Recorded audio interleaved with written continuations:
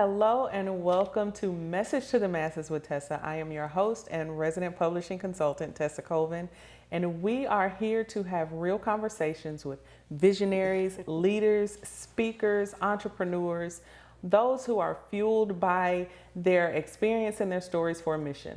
We're not just talking about books, we are talking about the real why for the work that they do.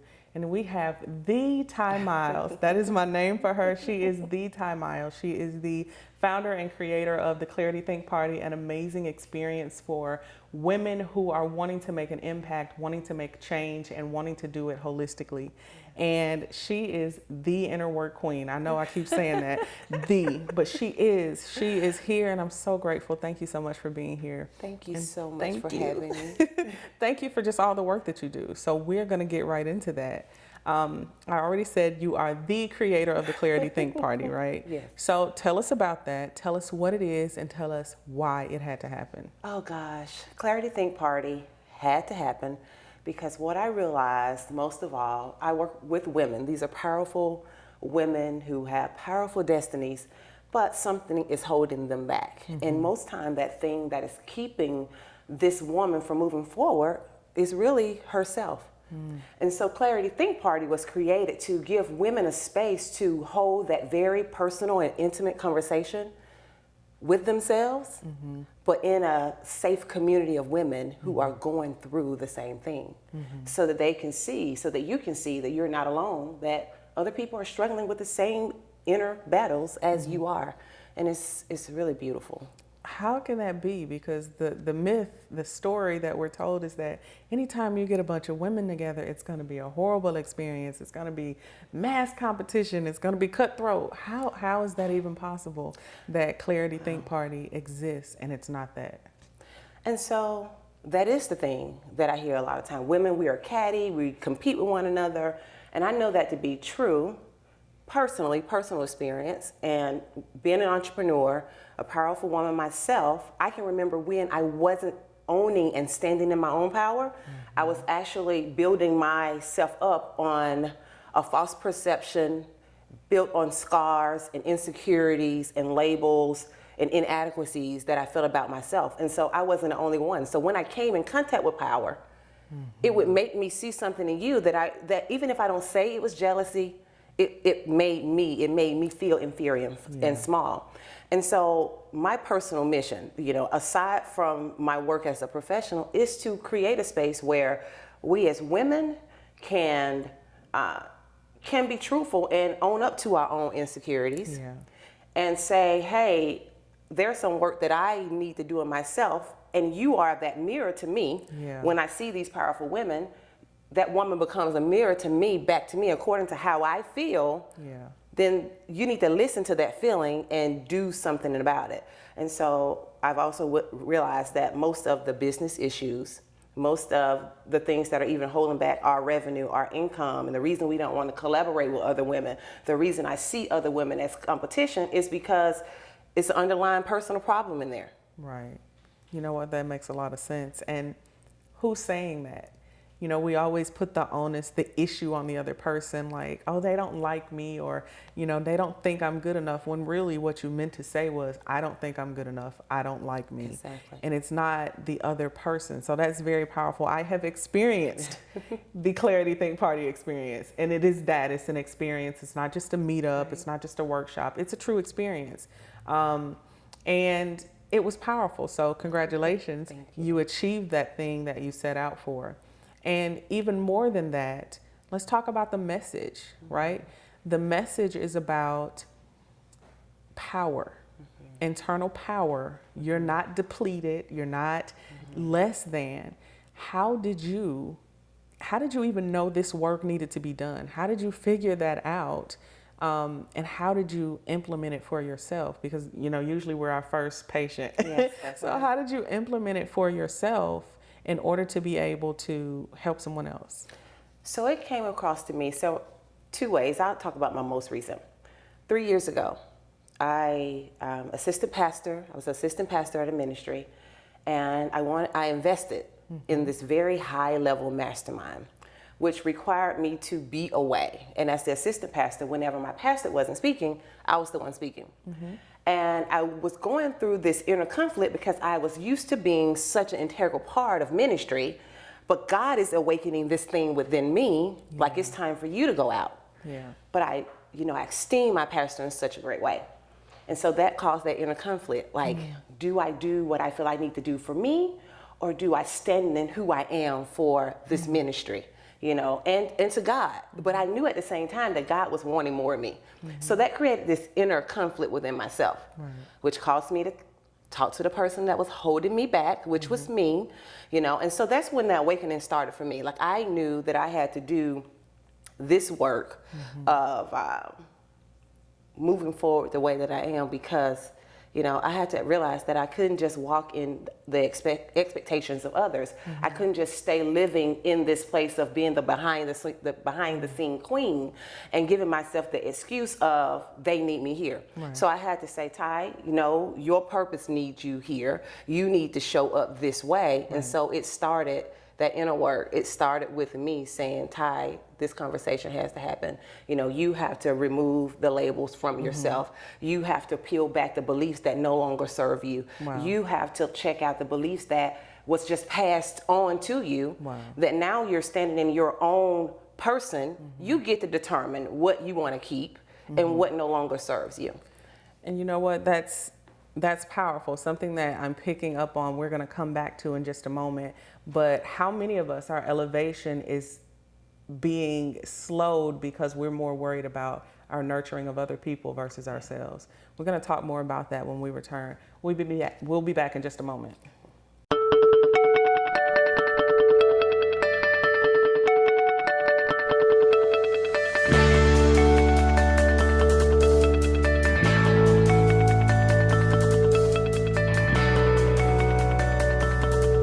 Thank you so much for coming back. This is Message to the Masses with Tesa. We are diving in with the Ty Miles.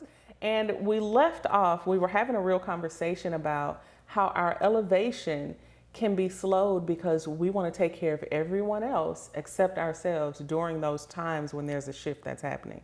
And so when you were talking, something that was real for me was just that over nurturing of everyone else and under nurturing of ourselves. Like, yes, I want to support you. Yes, I want to support other women. Yes, I want to support my family. When do I support me? Like, that's a real question. And even as I think that through, I'm like, I don't know. Like, am I on the schedule? Am I on the calendar? How did you, when you were comparing, your role as an assistant pastor versus your role in this whole new world, what was the checks and balance for you? Tell us what that looked like. It really looked like an assessment, an evaluation of the outcomes I wanted to experience in life. I knew that there was something greater within me that was beyond the walls of ministry. All my life, since 7 years old, ministry was everything to me. And so I was actually wondering, like, what's something wrong with me? That was the first thing. What's something wrong with me? All my life I wanted to be in church. What's something wrong with me now? All of a sudden, I have this greater pull to do something bigger. And so it caused all types of confusion, really, honestly, in this period of shift and transition. And I really just had sort of like when we clean out the closets, I had to go in and clean out and clear out the closet. See what was there. Ty, why are you feeling this way? Why is this important to you? Why is being here important to you? Are you afraid you're going to disappoint him? Are you afraid you're going to disappoint God? What happens if you stay here? What happens if you move forward? Ultimately, who's more important? Doing what is more important to who you are, like to who God created me to be? And how can moving forward in alignment with what you're hearing God say for you benefit you, but also circle back and become a blessing to where you come. Although it was, where you're leaving, although that was a difficult decision. So it's really about asking the right questions. Empowering questions. And that's something women, we don't slow down enough to ask ourselves the questions. We just move through life feeling discontent, feeling unhappy, and just going on to the next thing. Because life is demanding for us, we wear so many hats, and we never slow down, decelerate to listen to what's coming up on the inside of us. So a question that's coming up for me as I listen to you, because this is like a teaching session, what's coming up for me is like, what would my answer be if I were to just directly ask myself, how important am I? Exactly. Like, that's a deep question. How many people, we can tell you the value in everyone in our lives.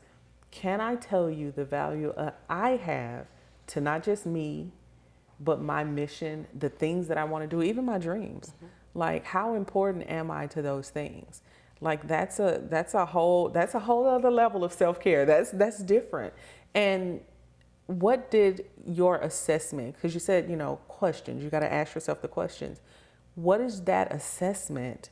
What's the depth of it? Like, when do you know, okay, I've gotten to the end of the questions, I know what to do? How do you know? I don't feel like you ever get to a point where the questions stop arising. Okay. The questions, as you move forward, more questions are going to come, which the way I look at it is like Hansel and Gretel, leaving those little breadcrumbs.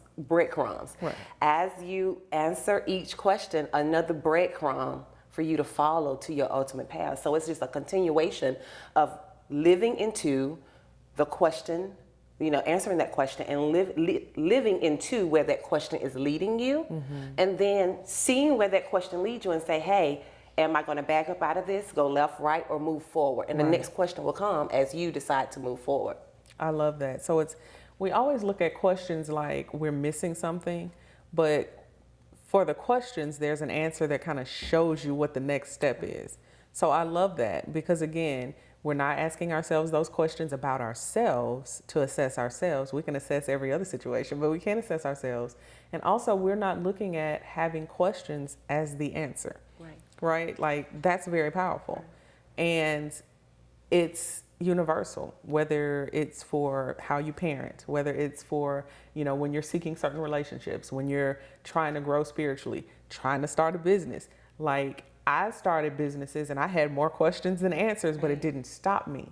But when it comes to my personal development, I don't know if I have as ferociously, asked the questions, right? So on a personal level, how did you not get tired of the questions? How did you not get tired and feel like, another question? It actually, when you begin to ask yourself empowering questions, Okay. that's the difference. Okay. It empowered. You're right. It created a state of playfulness and pure curiosity that led me to want to know more and more about myself. Right. Because remember, for years I was just living into the expectations of others. Right. So now it was really fun for me to create and redefine what life looks like for Ty. So creating this sense of self and choosing what my life will look like, not based off what others wanted for me, but what I wanted for myself. And that was fun. It was actually fun. You know what? That is a big difference, because when you said empowering questions aren't like, what's wrong with me? Exactly. An empowering question would be, what are my superpowers? Yes. That's different, and that is powerful. I could see how that'll make you want to ask more questions as opposed to shrinking away, because it's almost accusatory. It's almost like you're condemning yourself with your questions. That inner game, like I told you, she is the inner game queen. That's the difference. I can see that. That's very powerful. And what I want to go into at this point is I want you to start thinking about this question. If you could tell 19-year-old you one thing, what would it be? But don't tell us yet. Don't tell us yet. I'm going to let you think on that. And we ask that you join us in just a few minutes. We'll be right back after the break.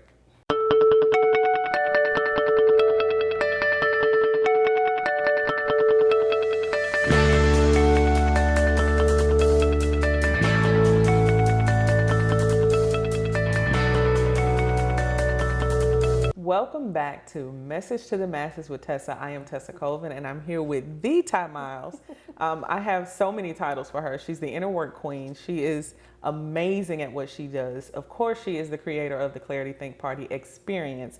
Don't drop the experience, because it is that. And before we left, I asked you the question, if you could go back to 19-year-old you, what is one thing that you would tell her that you absolutely wish you could have imparted or could have had at that age? Yes, and that is a great question. And it's one that I've just answered recently as I have a 21-year-old daughter, and I just gave her this exact advice. So this is an easy one.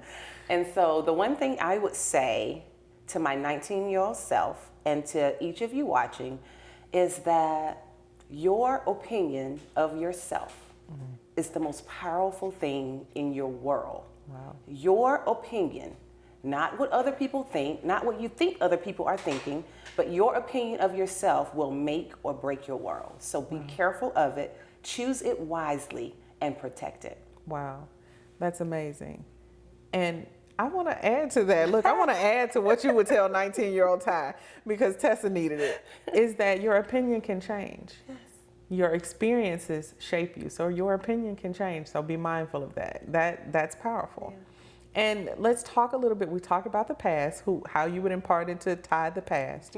Let's talk about Ty's future. What's going on with you right now? What's coming down the pipeline? Books, events, tell us all about it, because we want to know. wow. We want to be there. You know, it's a very exciting time because I have a lot going on right now. Interviews like the one I'm having here today. I have a couple of events coming up. Next week, I'll be having a book launch in Virginia for the book Entrepreneur Elevation. From there, I'll be planning a retreat. And in November, I have Money, Media, and Marketing coming up with my business partner, Dr. Avis Jones DeWeaver. And so we have a busy second half of the year planned. So you're not slowing down. Not slowing down. I heard a book in there. Tell us about the book, because you know I love all things books. Tell us Yes. about the book. Who's it for? Whose life is it changing? Yeah, so Entrepreneur Elevation, it is a compilation of 31 women, so 31 stories, myself, Cheryl Wood, and 29 other authors. And it's really for aspiring entrepreneurs, expanding entrepreneurs, and it's really just our best advice on what you can do to really elevate your business, increase your income and your impact in a way that I wish I had when I was first starting out, or when I was looking to scale my business. We've got some really powerful women that are just spilling the tea on how we were able to balance life and business and create fulfilling lifestyles and profitable business at the same time. You know what? So I'm going to do a little blurb here and let you all know. If you think that having a balance between your vision for your business and your life is a myth, you probably want to check out this book. So that is a myth all its own, right? You can have the level of balance that you desire if you work at it. Whatever your version of balance looks like, you can have that. So that's one book. What else is coming up as far as books? Oh my goodness. This is my baby. It has been one of the hardest things to give birth to. And the name of the book is Woman Own Your BS. BS as in belief system. And we're really going to get into 10 practical steps that I teach women to transform their beliefs, increase their self-confidence, and really take control of their own life using the tool of self-validation. So it's really powerful. I love that. I love your message. I love your story, because it's all about that inward validation. So often as human beings, not just women, but women especially, we look for that outward validation, someone to tell us that we're awesome, someone to tell us that we're pretty, somebody to tell us that we're smart. When if you have that great relationship with yourself, you can say it to yourself and be like, that's all I needed to know. That's right. And so that's the work that you're doing. It's amazing and it's exciting, and I'm glad to be connected because I want to be there to see it all. So keeping with that, tell our viewers where they can find you, how they can connect with you. Tell us all the handles, drop it all. We need to know. Yeah, you can find me on social media on all platforms at The Ty Miles, and that is TheTyemiles. And also, please go check out my website, which is www.tymiles.com. When you subscribe to my email list, I have a wonderful gift. These are the first 8 questions you need to ask yourself in order to start creating a business and life true to you. You're not going to want to miss it, so subscribe so that I can officially welcome you to the inside. You know what? I love that. I think I need to go sign up because I want to be able to ask those 8 powerful questions. Again, I want to thank you so much for coming today. It's always a blast. It's always enlightening. You always change my life, and I'm the interviewee. I'm the host. And I thank you. So let's leave our viewers with one last thing that you want to just impart into them. That one last thing is to just really know that you are important. Accept that you are important. That's powerful. Your story, no matter where you are, you don't have to be in the limelight. As long as you have a fingerprint, in the same way that you have a fingerprint, in the same way that each of our DNA is uniquely different, you have a unique, powerful impression to leave on this world. Wow. And do not leave Earth without making that imprint. Well, that is it. There's nothing else to be said after that. Thank you for joining us for Message to the Masses with Tesa. We are here because we are talking about this fuel, the fuel that has her on fire, and we want the same for you. So take these nuggets and apply it to your life, and we'll see you next time.